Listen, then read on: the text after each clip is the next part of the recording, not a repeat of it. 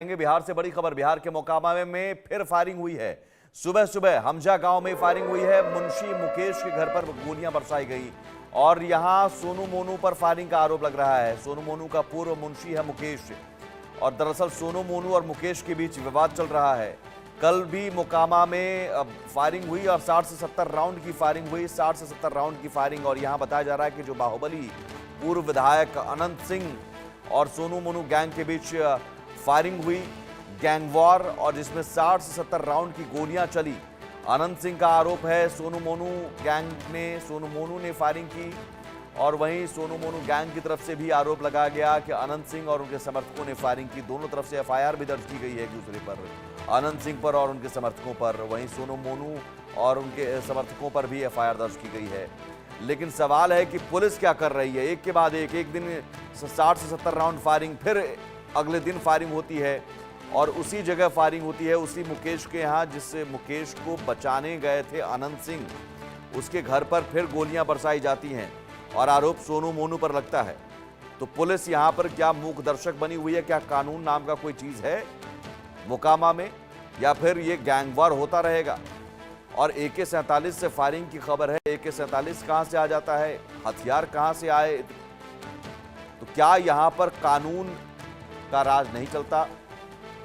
यहां पर बाहुबल चलता है और बाहुबली अनंत सिंह, जो कि अनंत सिंह पहले भी कई मामलों में जेल जा चुके हैं।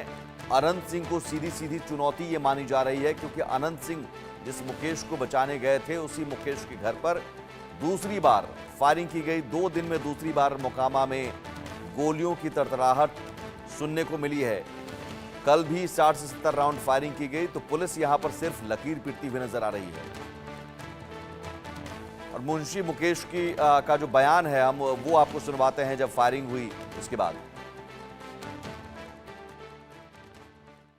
आज सुबह 5 बजे सोनू मोनू का गैंग हमारे घर पर आया और 15 राउंड गोली फोड़ा, गंदा गंदा गाली दिया है, कहा है कि घरा से निकल, तोरा धरती पर कोई बचबे वाला जा रही हो, फिर आबो।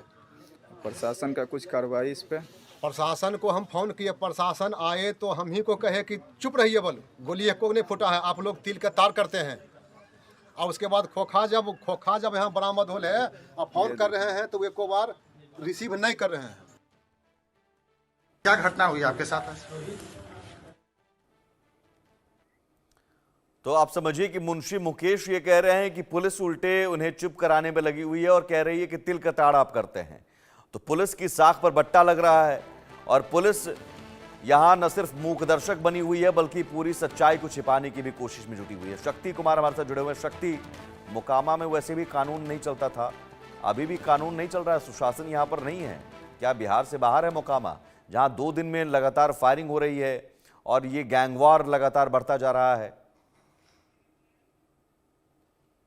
जिसमें बिल्कुल देखिए, जो मोकामा है पहले से भी बाहुबलियों का क्षेत्र के रूप में जाना जाता है और पहले जब 90 के दशक में यहाँ पे कई गैंग हुआ करते थे और मोकामा जो है पूरे न सिर्फ बिहार बल्कि पूरे देश में कहीं ना कहीं इसको लेकर बाहुबलियों के साम्राज्य को लेकर जो है लोग जानते थे। और जिस तरह से घटनाएं घट रही है, आज सुबह भी आपको बताएं कि जो मुंशी है मुकेश है, उसके घर पर फायरिंग हुई है और मुकेश का कहना है कि को लेकर उसने पुलिस को भी सूचना दी, उसके बावजूद पुलिस जो फोन नहीं उठा रही है। देखिए, जो मुकेश है, आपको बताया अपने दर्शकों को कि मुकेश ये वही व्यक्ति है जो जिसके कारण विवाद शुरू हुआ था। और मुकेश जो है सोनू मोनू जो अपराधी जिस पर आरोप अनंत सिंह जो पूर्व विधायक उन्होंने लगाया था कि उनके यहाँ जब वो गए थे उसके घर फायरिंग की थी, तो सोनू मोनू के जो है कई व्यवसाय हैं, कई आरोप भी हैं, 12 से ऐसे मामले जिसपे सोनू और मोनू जो है आरोपी हैं और उसका ईंट भट्टे का व्यवसाय चलता है सोनू मोनू का। और उसी व्यवसाय में मुंशी मुकेश जिस पर घर आज सुबह फायरिंग हुई है, वो मुंशी था और पैसे की लेन देन के कारण विवाद ये हुआ था। वही मुंशी मुकेश है जिसको बचाने के लिए अनंत सिंह गए थे और जिसके बाद फायरिंग हुई थी? जी सुमित, बिल्कुल। देखिए, ये वही मुंशी मुकेश है जिसके घर में ताला तो खोलवाने के लिए अनंत सिंह खुद गए थे और उनके ऊपर फायरिंग हुई थी। और कहीं ना कहीं पूरा मामला जो था इसी के बाद शुरू हुआ था और आज फिर जो है सुबह सुबह जो है तकरीबन 5 से 5:30 के बीच जो है मुकेश के घर के बाहर फायरिंग होती है और इसको लेकर मुकेश ने कहा और इस पूरे मामले को शक्ति, लेकर इस कहीं ना मामले में कहीं एफआईआर क्या दर्ज की गई है, किसके खिलाफ एफआईआर दर्ज की गई है और पुलिस क्या कर रही है? लकीर पीट रही है, मूक दर्शक बनी हुई है, गोलियों की आवाज सुन रही है, खोखे चुन रही है?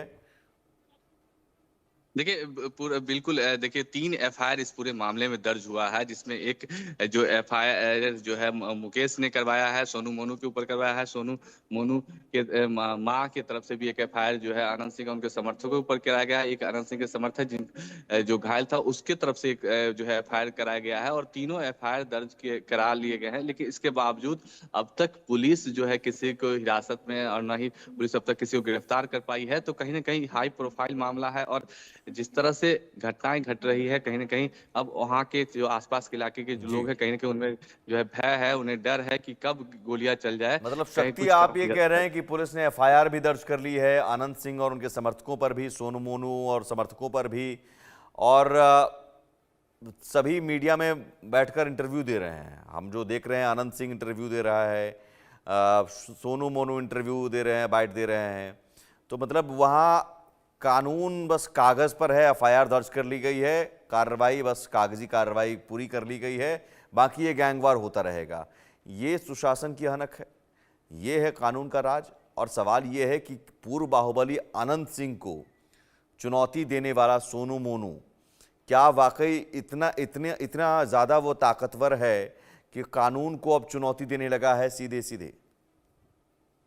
देखिए आनंद सिंह बाहुबली हैं और वो विधायक भी रह चुके हैं और उनका एक दबदबा है उस क्षेत्र में। लेकिन अब सोनू मोनू जो है ये पिछले कई सालों से सोनू मोनू ने भी अपनी एक पैरेलल कह सकते हैं कि एक अपनी गैंग और अपने जो है कारोबार जो है वो उस क्षेत्र में बना लिया है और कहीं ना कहीं कई मामले हैं वहाँ के लोग, कुछ लोग गांव के आसपास के जो लोग हैं उनका भी समर्थन हासिल है सोनू मोनू को।